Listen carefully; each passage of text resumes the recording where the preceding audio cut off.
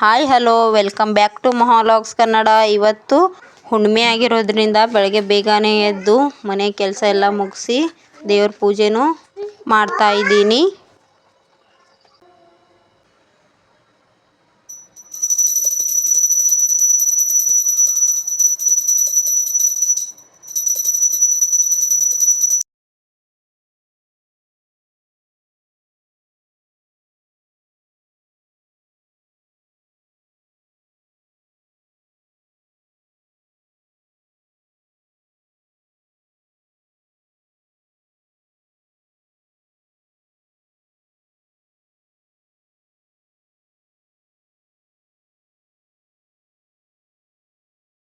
Simple ಆಗಿ ಪೂಜೆ ಎಲ್ಲ ಮುಗಿಸ್ಕೊಂಡ್ವಿ.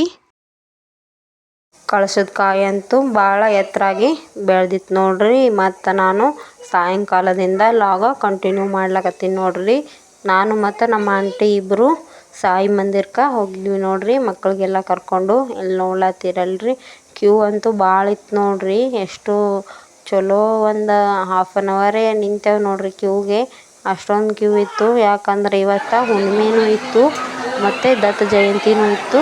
ಅದಕ್ಕಾಗಿ ಇಷ್ಟು ಕ್ಯೂ ಇತ್ತು ನೋಡ್ರಿ. ಪಬ್ಲಿಕ್ ಅಂತೂ ಜಾಸ್ತಿನೇ ಇತ್ತು. ತೆಳಗಿಳಿರೋ ಗುಂಡು, ಗುಂಡು ಈ ಕಡೆ ನಡಿಪುಟ್ಟು ಗುಂಡು.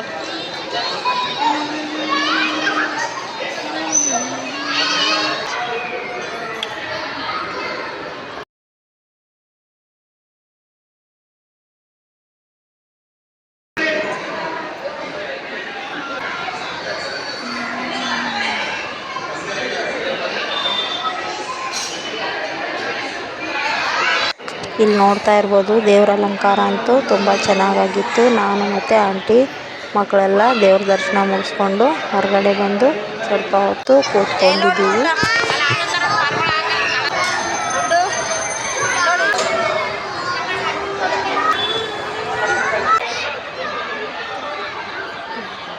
ಇವತ್ತು ದತ್ತ ಜಯಂತಿ ಇರೋದ್ರಿಂದ ದೇವರಿಗೆ ಬೆಳಗ್ಗೆನೇ ತೊಟ್ಲಾಗ ಹಾಕಿ ನಾಮಕರಣ ಮಾಡಿಬಿಟ್ಟಿದ್ರು. ಇಲ್ಲಿ ಕೂಡ ನೋಡ್ತಾ ಇರ್ಬೋದು ನೀವು ಎಷ್ಟು ಚೆನ್ನಾಗಿ ಹೂವಿನ ಅಲಂಕಾರ ಮಾಡಿದ್ದಾರಂತ. ದೇವರಂತೂ ಎಷ್ಟು ಮುದ್ದಾಗಿ ಕಾಣಿಸ್ತಾ ಇದ್ರು ನೋಡಿ.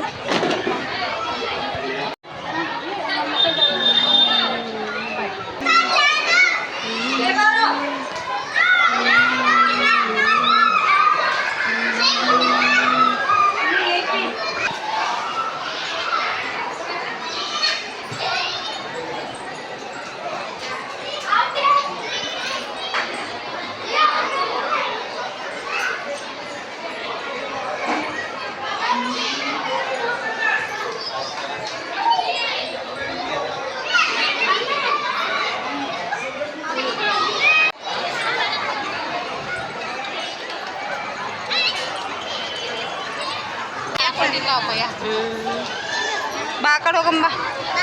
ಇಲ್ಲಂದದ ನೋಡಿ ಅಲ್ಲಿ ಅಂಟಿ ಹೋದ್ರ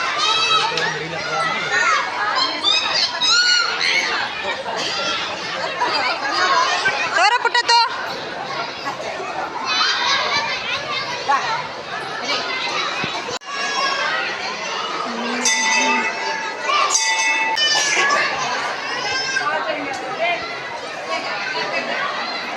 ಎಲ್ಲ ದೇವ್ರ ದರ್ಶನವೂ ಒಂದೇ ಕಡೆ ಆಯಿತು.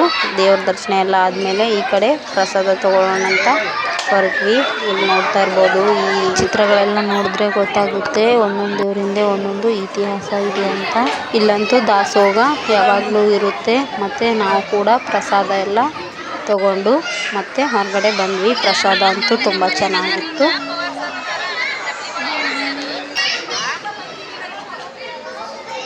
ಬರ್ರಿ ಹೋಗುಂಡು ಅಲ್ಲಿ ಫೋಟೋ ತೆಗಿತೀನಿ ಬಾ. ಅಲ್ಲ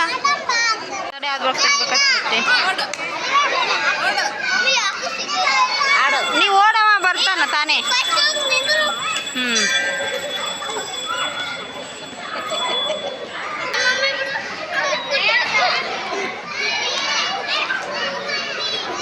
ನೀನು ಹೋಗಪ್ಪ ಆಟಾಡು. ನೋಡಿ ಎಷ್ಟು ಚಂದ ಆಡ್ಲತ್ತಾರ ತಮ್ಮರು.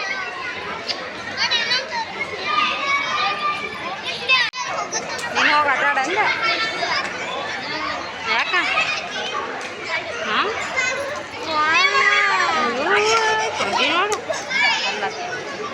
ನಮ್ಮ ಗುಂಡುಗಳಂತೂ ಎಲ್ಲ ಕಡೆ ಓಡಾಡ್ಕೊತು ಚಂದ ಆಟ ಆಡ್ಲತ್ತಿದ್ರು. ಆದರೆ ನಮ್ಮ ಅಪ್ಪು ಅಂತಾರೆ ಆಟ ಆಡ್ಲಿಕ್ಕೆ ಹೊಲಕ್ಕೆ ಒಲ್ಲತ್ತಿನ ನೋಡ್ರಿ. ಅದಕ್ಕೆ ಅವನಿಗೆ ಕೇಳ್ತಾ ಇದ್ದೆ. ಅವನು ಎಲ್ಲಾದರೂ ಹೊರಗಡೆ ಹೋದ್ರೆ ಸಾಕು ಫುಲ್ ಸುಸ್ತಾಗಿಬಿಟ್ಟಿರ್ತಾನ.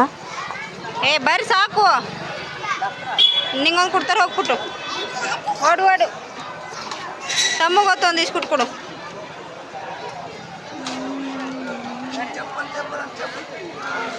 ಇವರು ಪ್ರಸಾದ ಕೊಡ್ಲಕತ್ತಿದ್ರಂತ ಪ್ರಸಾದ ಇಸ್ಕೊಂಡು ಬಂದರು ನೋಡ್ರಿ. ಪ್ರಸಾದ ಎಲ್ಲ ತೊಗೊಂಡು ನಾವು ಮನೆಗೀಗ ಹೊರಟ್ವಿ.